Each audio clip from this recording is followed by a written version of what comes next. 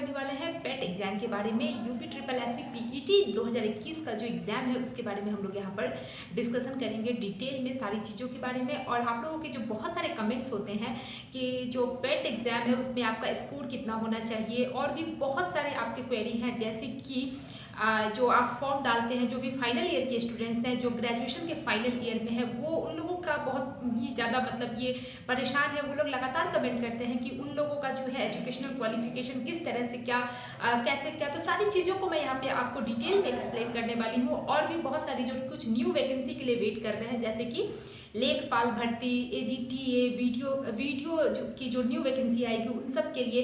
तो आप सब पूछते रहते हैं कि इन सारे पोस्ट के लिए जो है आपका क्या स्कोर होना चाहिए, कितना स्कोर आप करेंगे तो ये सारे जो पोस्ट है वहाँ पे इजीली आप उसके लिए एलिजिबल हो पाएंगे।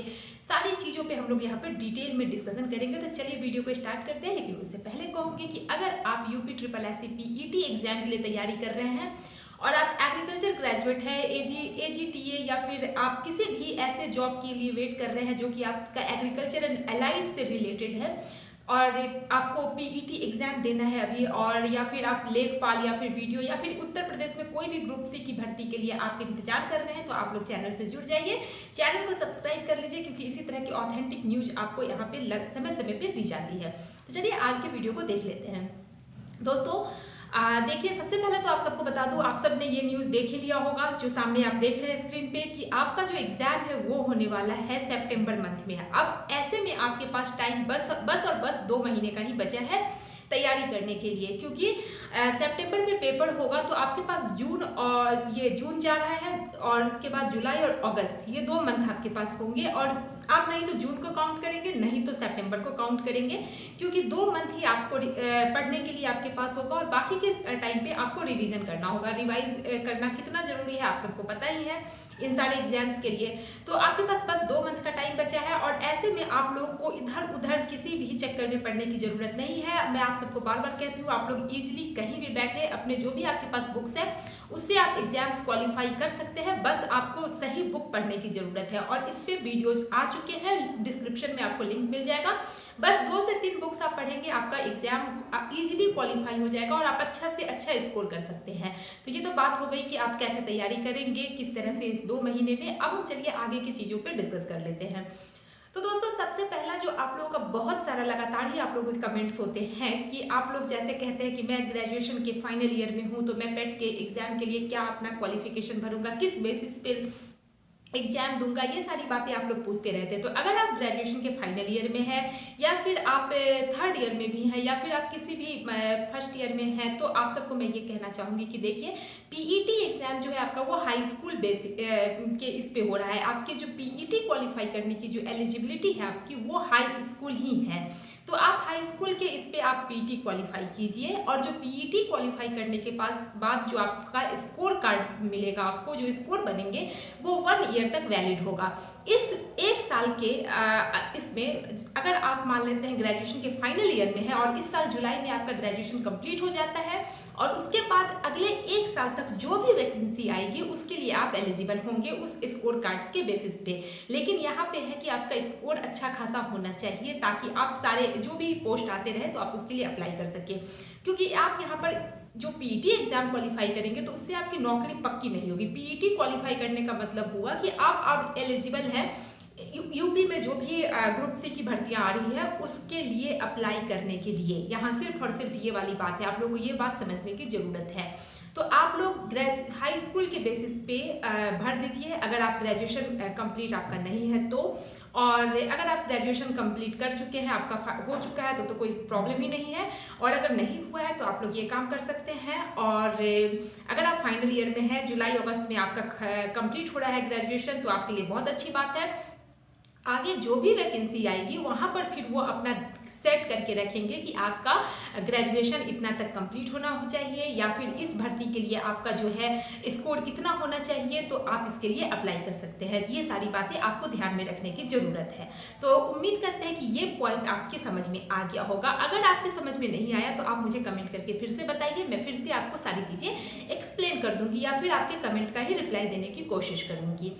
और अब हम बात कर लेते हैं कि आपका स्कोर कितना होना चाहिए कौन से पोस्ट के लिए। तो दोस्तों इसके लिए जरूरी है कि आप सबसे मैं कहूँगी कि जो लोग भी मेरा वीडियो देख रहे हैं आप लोग मुझे कमेंट करके जरूर बताइएगा कि आप कौन से पोस्ट के लिए इंतजार कर रहे हैं वैकेंसी की।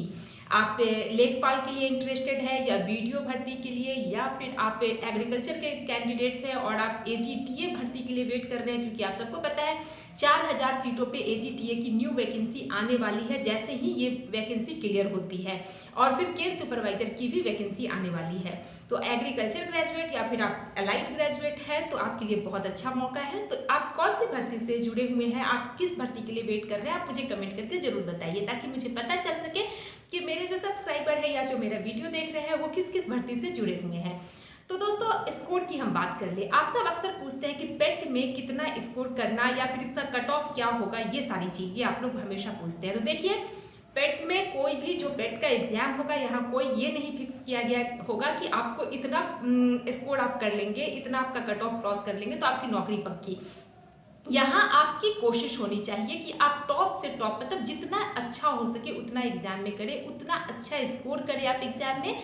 क्योंकि देखिए आप सबको बता रहे हैं कि बाद में जब न्यू वैकेंसी आएगी अलग अलग पोस्ट की तो वो वैकेंसीज के हिसाब से कितनी वहाँ सीटें हैं और कितने गुना कैंडिडेट्स को उनको बुलाना है, इस हिसाब से वो सारी चीज़ों को फिक्स करेंगे। मान लेते हैं कि टॉप पोस्ट देख लीजिए लेखपाल या फिर वीडियो का देख लीजिए, ये सब जनरल कंपटीशन होता है। यहाँ पे वो लोग पहले से मान लेते हैं कि लेखपाल की या फिर किसी की भी 1000 वैकेंसी है, उनका मन होगा कि हम बस 5 गुना कैंडिडेट्स को यहाँ पे बुलाए, 5000 को ही बुलाए या फिर 10 गुना को बुलाए या 8 गुना को बुलाए। तो उस हिसाब से वो जो है सेट करेंगे और फिर उस हिसाब से वो जो पेट में स्कोर किए होंगे कैंडिडेट्स उस हिसाब से अपना वो वहाँ पे क्राइटेरिया सेट करेंगे कि इनका इतना स्कोर हो तो वो उसको बुलाएंगे।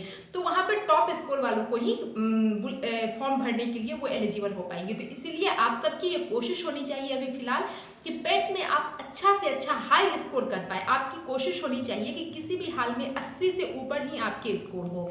दोस्तों आप सबको मैं इसलिए ये बात बोल रही हूँ क्योंकि एक साल पूरा एक साल आपको इसी पेट के स्कोर पे ही आपकी नौकरी टिकी होगी। अगर आप पेट में अच्छा स्कोर करेंगे तो ही आपको अच्छे अच्छे पोस्ट मिल सकेंगे।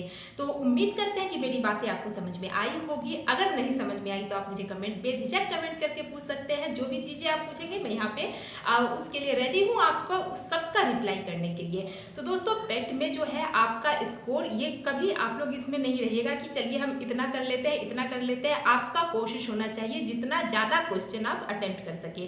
तो इसके लिए करनी है आपको अच्छे से पढ़ाई, और अच्छे से पढ़ाई करने के लिए आपका जो है सही दिशा में पढ़ाई करना बहुत जरूरी है। तो इसके लिए आप सबको मैं बता दूं, आप लोग मैंने अलग से प्लेलिस्ट बना दिया है, मैंने सारी बुक्स के जो भी नाम है सब कुछ बता दी हूँ। उससे ज़्यादा आपको पढ़ने की जरूरत नहीं है, बस और बस उसी बुक से आप पढ़िए, आपके स्कोर बहुत ही अच्छे आएंगे। तो दोस्तों उम्मीद करते हैं कि वीडियो आपको पसंद आया होगा। तो इस वीडियो को मैं यही खत्म करती हूँ, फिर मिलते हैं अगले वीडियो में। तब तक के लिए bye bye, thanks for watching.